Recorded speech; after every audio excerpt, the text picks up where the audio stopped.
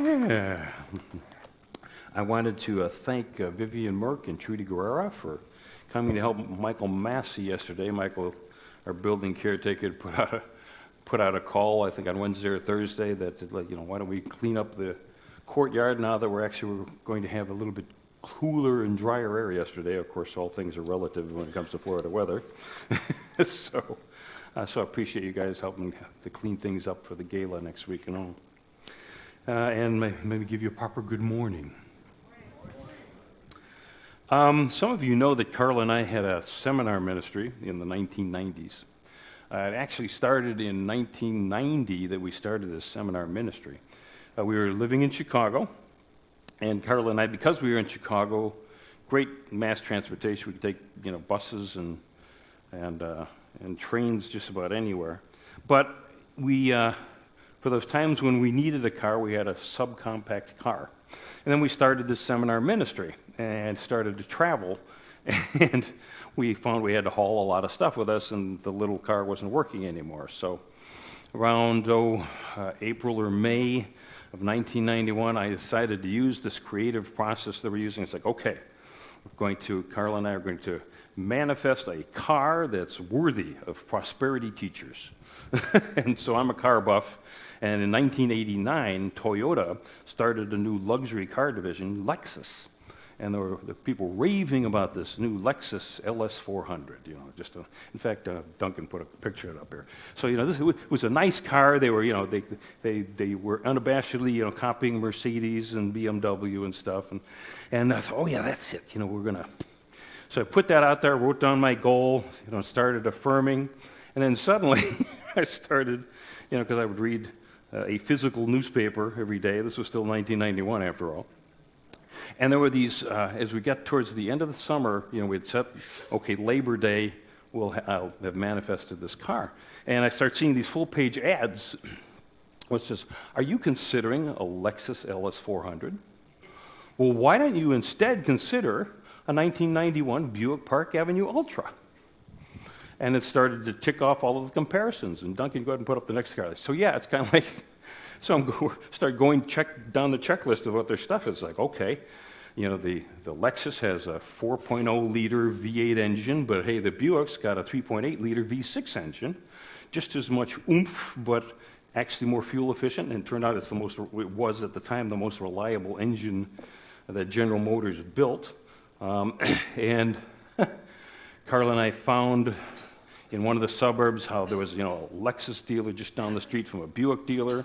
So I went and test drove both of these cars, and I'm like, wow, yeah, they really are almost identical. Like I said, I could notice there was a little bit more of a muffler noise that I could hear, in the Buick Park Avenue. And then finally, I started looking at the dimensions. The trunk in the Lexus was 13.4 cubic feet, and the Buick was 19.1 cubic feet. So it's kind of like, wow, so here I'd had my plan, but my plans changed because, the universe has a funny way of communicating with you, maybe showing you something better than you first thought you wanted. And so Carl and I, we, after test driving this car, we'd go out there. Of course, the dealers were usually closed on Sundays. And but one night, Carl and I went out there, and we were just looking, after work, looking at the cars, and Carla pulls the handle on this one we liked a real lot, and it was unlocked. So we get in the car and smell the leather. Did you know God smells like leather? And there was a full moon. It was illuminating the car, and it was this really nice. It was actually like a navy blue metallic, So when the sun would hit it, you'd see this little wave of stuff going through. So Carla and I are just keeping it going. It's getting to be Labor Day, and we're like, okay, God, show us what we're supposed to do. And the other thing was that the Buick was like $7,000 less than the Lexus. Adjusted for inflation, it was $58,000. Would be in these days it was $31,000 back then. So Labor Day weekend approaches, and suddenly there's another full-page ad in the newspaper. Since it's the end of the model year, new model year begins October 1st, Buick was offering a special deal. You could lease it for 3 years, no money down, and $535 a month. I was like, we could do that. And so here we were. We signed the paper. We actually leased the very car we were sitting in that night. And then we drove it off, and we had it for 3 years, and it was wonderful. We were able to haul all that stuff and talk about a highway cruiser. It was wonderful. But I realized, how things unfolded there. It's like, okay, I had come up with my plan, but then my plan was changing. I started getting these adjustments that would come. And that's the way the universe communicates with us. We don't hear God speaking from the clouds. Instead, it's, you hear something on the radio, you see something on TV, see something in the newspaper, or of course nowadays you see something online. And it's like, I'm beginning to get it. So we are walking through the creative process, and the creative process is symbolized by the first 7 days of creation in Genesis. So, and what it does is it shows you how our minds create, how we transfer something from the spiritual realm or the mental realm into the physical realm.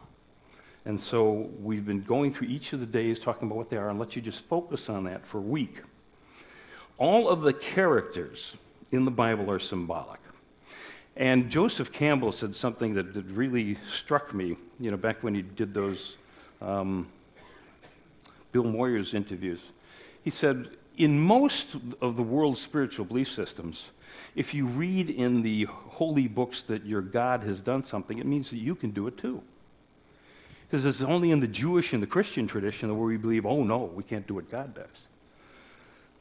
So everything that happens in the Bible is really symbolic of something that's happening within us, at least when it comes to the narrative stories like this.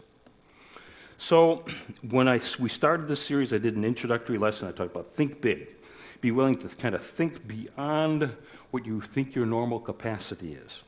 And then we went to the first day of creation. The affirmation was, let there be light.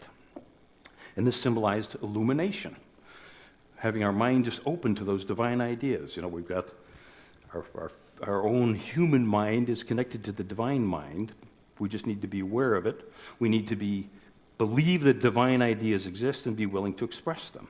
And then when they come to us, we can evaluate them and see, is this right for me? So we had this, like I said, the first day of creation is that.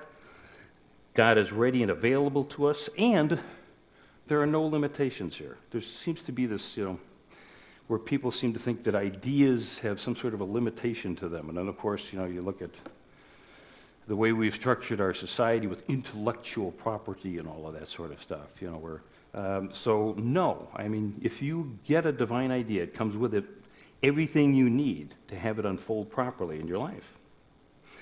The second day of creation, the affirmation is, let there be a firmament. Separate the waters from the heavens from the waters below. There need to be a space for your creation to happen. And that symbolizes faith. Okay, we've had illumination, then we engage our faith, and the proper place to put our faith is in God. We are co-creating with God, so we know that now that we've established a space for our creation, we start to really let these divine ideas flow and start to form a pattern. And of course, last week I called it be a detective. Start to collect your clues, but don't jump on the first clue. Don't jump forward with, oh, okay, I'm going to get a Lexus LS400 and that's it. It's like, no, I'm open to other things unfolding here. And I ask you to just start sorting out your clues. Put your, like I said, the murder board concept, of the police detective. It's like, okay, here are all my clues. Am I beginning to see a pattern here? And so you start to sort things out into two piles. Okay, here are the things that I want to create, and here are the things that I want to let go. And the question to ask ourselves as we're going through this process is am I coming from love or am I coming from fear on this? You want to come from love. Then the other question is this who I really am? You get a divine idea and you're just kind of, well, it's a good idea, but hey, this is not for me. Or you have something where you recognize, well, that divine idea worked really great for me 20 years ago, but it doesn't work for me anymore. So that was part of the process of sorting this stuff out. What do you want to release and what do you want to create? So the third day, let's look at the slide for the third day of creation. Genesis, first chapter, starting with the 9th verse. And God said, let the water under the heavens be gathered into one place, and let the dry ground appear. And it was so. God called the dry ground land, And the gathered waters he called seas. And God saw that it was good. And then God said, let the land produce vegetation, plants yielding seed, and fruit trees bearing fruit in which there is seed, or which is their own seed, each according to its kind upon the earth. And it was so. And there was evening and there was morning the third day. Now it's interesting, in this Bible verse, it talks about the dry land appearing, out of the waters. And like I said yesterday, if you weren't here last week, you think 2,000 years ago, people thought that the sky was actually just a membrane holding water back, and that's where the rain came and stuff like that. So here suddenly the dry ground appears, and it's got vegetation on it. The third day symbolizes where we activate our imagination.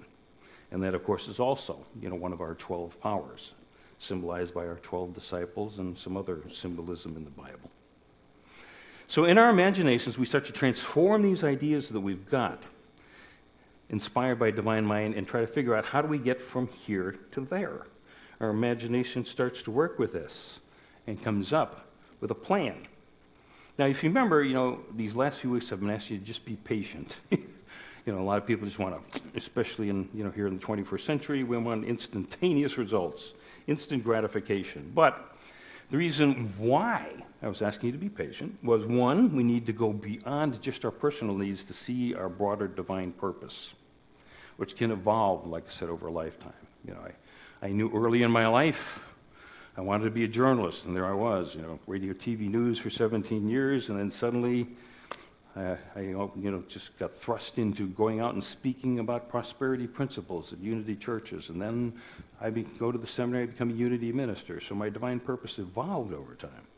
So you want to go beyond personal needs to seeing what's my role in making this world a better place. And then the other thing about it is your clues and ideas may be pieces of a much larger puzzle. Being willing to see the big picture and be willing to continue to affirm, okay, God, I'm working with this plan, but this or something better. This or something better. And like I said, I used the example of how Carl and I created our 1991 Buick experience, for 3 years. And it evolved to a point where, okay. So there were so many times where I found myself asking how. How is the money going to get there? How are we going to get enough money to do this? How is this going to happen?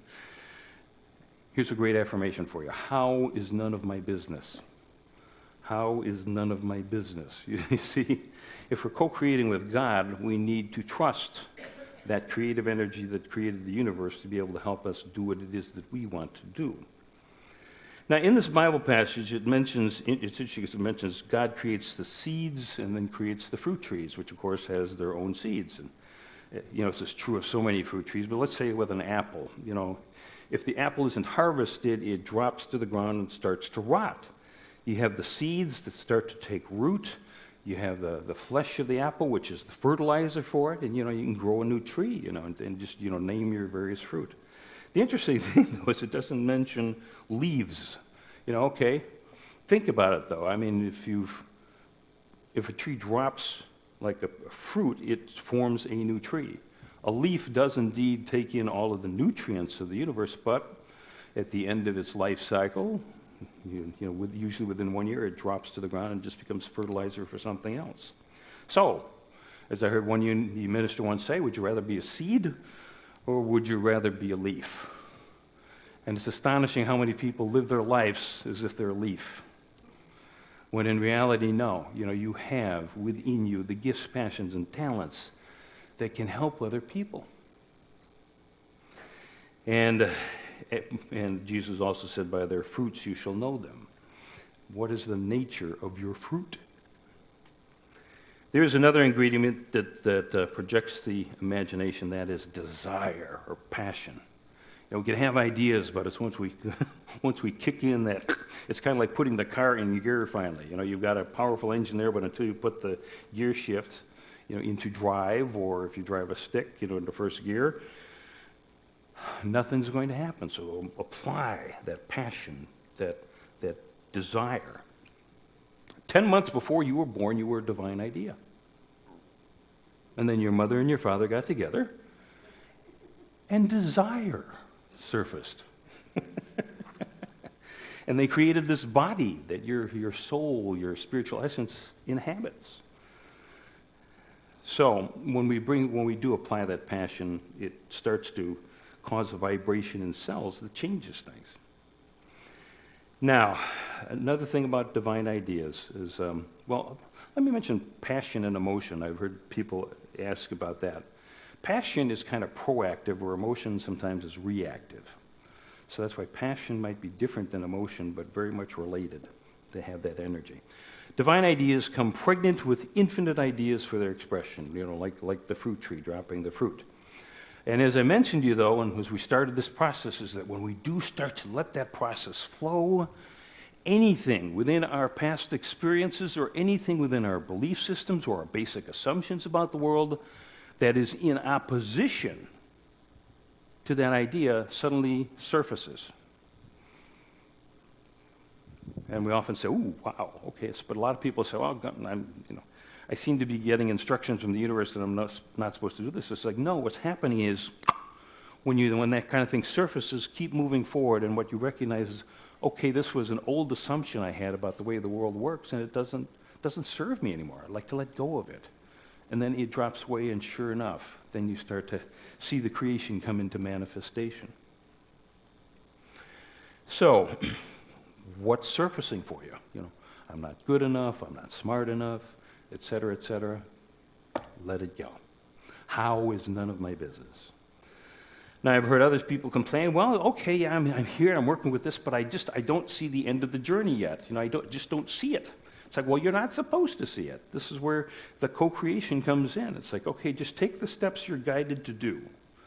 Start the journey. God cannot steer a parked car. Get yourself moving so that you know where it is you're supposed to turn. Yeah, you don't see the end of the journey, but you know the end of the journey is there, or at least with your goals. The problem is a lot of us times feel like we need to be doing something. Where if you have been guided to do what you need to do and you've taken those steps, and there's no other further guidance that has arrived, it's okay. You can rest a little bit and just allow the rest, at least wait until you get further guidance, rather than feeling like like I need to run around. I heard a stand-up comic say, I feel like I'm running around with a chicken with my legs cut off.